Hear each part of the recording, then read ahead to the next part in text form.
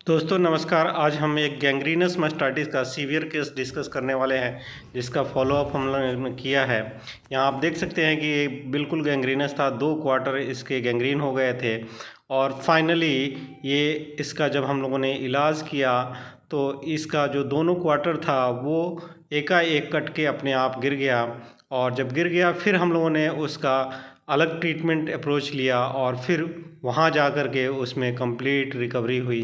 तो इस वीडियो के माध्यम से हम डिटेल में बताने वाले हैं कि हम लोगों ने किस तरह से इस गाय की जान बचाई और ये गाय फिर नॉर्मल हो पाई। तो यहाँ देख सकते हैं कि ये जो काऊ है वो सीवियर गैंग्रीन उसके अगले और पीछे के क्वार्टर में हो चुका था, राइट साइड वाले। और जब ये मुझे प्रेजेंट की गई थी तब तक गैंग्रीन जो था बिल्कुल डेवलप हो चुका था।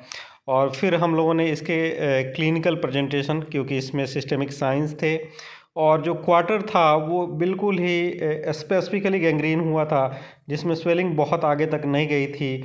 तो इसको कंसिडर करते हुए हम लोगों ने इसे स्टेफ ऑरियस के लिए सस्पेक्ट किया। यहाँ आप देख सकते हैं कि जो गैंग्रीन है वो आगे वाले राइट में और पीछे वाले में हो गया है। और यहाँ पे आपको फोकल गैंग्रीन भी दिख रहा है, यानी कि पीछे से क्वार्टर जो है एक स्पेसिफिक एरिया में गैंग्रीनस हुआ है। तो यहाँ पे फिर हम लोगों ने इसे स्टेफ ऑरियस के लिए सस्पेक्ट किया और क्लिनिकल सिम्टम भी थे, जिसमें सिस्टेमिक साइंस थे, एनोरेक्सिया था, पायरेक्सिया था, लेकिन म्यूकस मेम्ब्रेन उसका नॉर्मल था। तो ये सारी चीज़ें देखते हुए हमने इसे staph aureus कोगलेज positive mastitis suspect करते हुए उसका ट्रीटमेंट किया। ट्रीटमेंट में हम लोगों ने यहाँ पे सिफोफेराजोन साल्वेक्टम इंजेक्टेबल में लिया, जो गार्ड प्लस के नाम से आता है, 4.5 ग्राम उसको लगाया लगातार 3 दिन तक। उसी का इंट्रा मेमरी इन्फ्यूजन मैमी प्रोटेक्ट के नाम से आता है, उसको हमने एवरी अल्टरनेट डे पे 2 बार इन्फ्यूज़ किया। एंटी इन्फ्लामेटरी के रूप में इसमें फ्लोनिक्सिन मैग्लूमिन का इस्तेमाल इंट्रावेनसली 20 ml डेली 3 डेज तक किया गया। उसके बाद इसको इम्यूनिटी को इन्हांस करने के लिए जो है स्टेप में रिक्वायर्ड होता है, विटामिन ई, सेलेनियम का रेप्रोनॉल जो इंजेक्शन आता है 10 ml सबक्यूटेनियस रूट से दिया गया। उसके तीसरे दिन इसमें सिस्टेमिक साइंस नॉर्मल हो गए, चारा खाने लगी, लेकिन ये इसका जो गैंग्रीन था वो क्वार्टर था वो कट रहा था। तो उसको ध्यान में रखते हुए यहाँ पे फिर एंटीबायोटिक शिफ्ट किया गया। लॉन्ग एक्टिंग एंटीबायोटिक टिल्मोटिल का इस्तेमाल किया गया।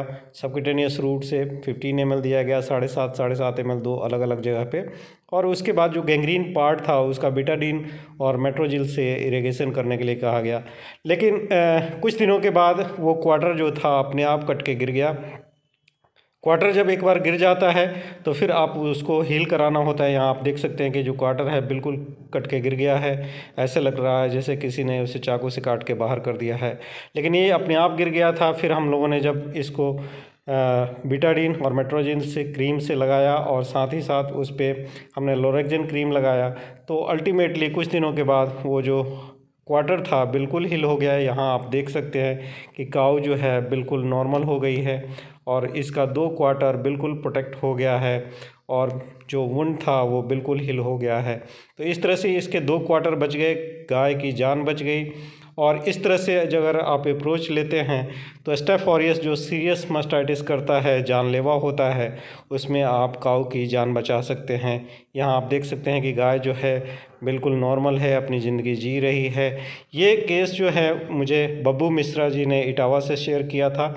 मैं बब्बू मिश्रा जी के प्रयासों का सराहना करता हूँ, उनको बहुत बहुत धन्यवाद देना चाहता हूँ कि उन्होंने एक फॉलोअप केस शेयर किया, जिससे कि आप लोगों को फील्ड कंडीशन में इस तरह के सीरियस केसेस को हैंडल करने में मदद मिल पाएगी। यहाँ आप देख सकते हैं कि अभी भी हीलिंग के स्कार्स हैं इस काऊ के क्वार्टर में, बट ये काऊ जो है बिल्कुल अपना नॉर्मल हो गई है और अपनी ज़िंदगी अच्छी तरह से जी रही है। मिल्क प्रोडक्शन भी अच्छा है, 2 क्वार्टर से उसमें दूध बिल्कुल आ रहा था। तो मेरे साथ बने रहने के लिए बहुत बहुत धन्यवाद। मुझे लगता है कि ये केस आप लोगों को फील्ड में ज़रूर मदद करेगा, ताकि आप उस पर होप रख सकें और क्वार्टर कट भी जाए तो काऊ की जान बचा सकें। और चलते चलते आप सबको दिवाली की ढेरों शुभकामनाएं। आप लोग मेरे साथ बहुत प्यार दे रहे हैं, आप लोगों का बहुत बहुत धन्यवाद, आभार।